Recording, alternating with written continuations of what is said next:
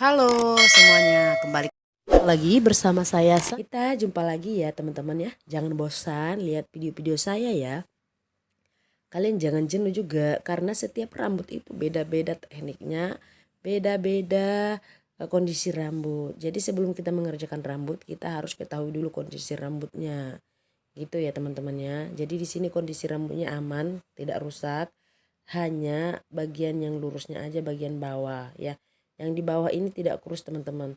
Cuman bekas smoothing saya sekitar 4 bulan yang lalu ya. 4 bulan yang lalu.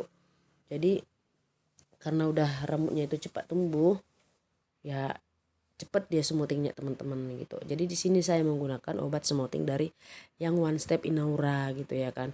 Nah kalau kalian mau menggunakan obat step 2 yang kalau contohnya nggak ada yang Inaura apa aja boleh, yang penting step 2 itu tidak mempengaruhi ya teman-teman ya. Kalau kondisi kalian pengolesan obatnya itu benar, tekniknya benar, pencatokannya benar, untuk di step 2 dia tidak mempengaruhi ya, dia tidak akan merusak gitu. Tapi kalau kalian contohnya rambut kalian itu agak rusak, apa sih rekomendasi obat step 2 yang bikin rambut itu bagus? Kalian menggunakan yang step 2 dari NR itu bagus ya. Nah, jadi di sini pengolesan obatnya saya mengoles obat itu tidak pernah kebanyak-banyak loh teman-teman. Serius, bukan saya pelit gitu.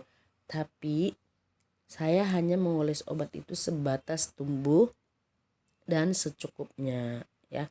Bagian yang ikal-ikal aja yang saya kasih gitu. Kalau customer kalian itu contohnya minta harus semua, kita harus jelaskan. Nanti kita yang malah pusing kalau contohnya kita itu kasih obat sampai ke bawah. Ya, kalau kita contohnya rambutnya udah rusak, kita jangan jadi pusing sendiri. Begitu ya teman-teman ya. Jadi untuk teman-teman yang mungkin pemula yang takut-takut mengoles obat yang seperti ini, mungkin teknik pengolesan obatnya belum bisa cepat, kalian boleh menggunakan obat itu dalam kondisi basah. Ya, itu sangat bagus juga buat teman-teman pemula ya. Kalau kalian contohnya takut nanti rambut rusak atau kurus, kalian ngoles obatnya itu kondisi basah aja, nggak usah di mix sama masker juga boleh. Kalau kalian mix sama masker juga, tapi khusus bagian bawah, kalau bisa obat yang step satunya jangan sampai kena bagian bawah ya, kalian hindari.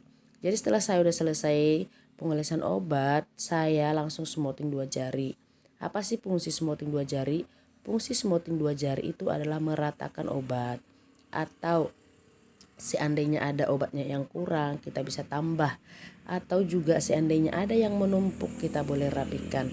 Nah jika rambut kalian udah ngaret-ngaret, kalian jangan paksa untuk menyisir ya. Kalian harus arahkan sisir itu satu arah supaya dia tidak ngaret-ngaret. Karena kalau kita udah menyisir rambut sampai ngaret kita paksa, itu nanti kita juga malah pusing di pencatokan ya. Jadi kalau contohnya udah numpuk terus susah disisir, kalian sisir dari ujungnya aja ya, yang belum kena obat dari situ aja teman-teman. Supaya rambut kalian nanti tidak kurus gitu ya. Nanti next akan saya share juga buat teman-teman semuanya apa sih yang saya bilang kalau contohnya disisir itu ngaret gitu ya, itu sangat mempengaruhi untuk di pencatokan nanti. Jadi usahakan rambut itu tertata rapi ya. Jadi saya diamkan tadi itu hanya 30 menit lalu saya cuci. Nah untuk dicatok itu banyak yang nanya, Kak Sandra pakai apa sih gitu. Saya menggunakan catok yang dari Bailu. Sekarang sih yang Bailu itu ada tulisan I grade ya. Tapi kalau Tempo yang saya beli ini dia tidak ada tulisan I grade gitu, tapi sama gitu ya, sama sebenarnya gitu. Nah di sini saya pakai yang 220. Jadi buat kalian yang sering bertanya itu sisir catoknya beli di mana Kak? Ada juga di online Kak. Kalau saya sih beli di toko di dekat tempat saya gitu ya kan. Tapi kalau kalian nggak ada di daerah kalian, boleh kalian beli di Shopee, ada, saya lihat ada sih. Tapi kalian pencariannya itu sisir catok atau sisir kayu. Nanti pasti nongol dia gambar yang seperti ini. Nah, ada kemarin yang nanya saya, Kak Sandra itu sisirnya panas tidak? Oh, tidak panas. Dia tidak mempengaruhi suhu gitu. Cuman dia enaknya itu pas kita nyatok itu tangan kita tidak terlalu panas untuk pegang rambut yang udah kita catok. Terus bagus juga untuk kekencangannya gitu. Jadi setelah udah selesai saya catok semuanya, lalu saya finishing. Wajib ya di finishing ya teman-teman ya, buat teman-teman semua, supaya jangan ada rambut yang ketinggalan, di atas lurus, di bawah ikal gitu ya. Jadi kita wajib finishing gitu ya. Finishingnya itu seperti apa Kak Sandra? Finishingnya itu seperti ini, pakai sisir tulang, masukkan sisir, masukkan catok, lalu turunkan ke bawah. Kalau dia minta yang rambutnya itu masuk ke dalam, kalian perhatikan teknik saya ini seperti ini ya. Nah seperti itu. Buat teman-teman yang mungkin bingung-bingung cara buatnya itu, kalian boleh coba di rumah seperti yang saya buat ini ya. Wajib kita finishing. Kalau contohnya customer kita bilang, Kak nanti masukin ke dalam ya, kalian usahakan matangkan dulu semuanya, baru nanti pas di finishing baru kita buat yang ngeblok ke dalam ya.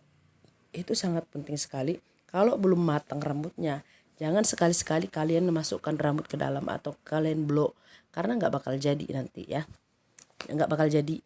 Jadi kalian itu harus matangkan dulu sampai ke ujung, baru nanti kalian udah selesai semuanya kalian catok, barulah kita nanti pas di finishing kita bikin blow seperti ini ya, supaya rambutnya itu sama gitu dah. Jadi tidak nanti sebelahnya lurus sebelahnya ngembang gitu ya. Jadi wajib ya teman-teman, boleh paham ya maksud saya, wajib di finishing ya seperti ini.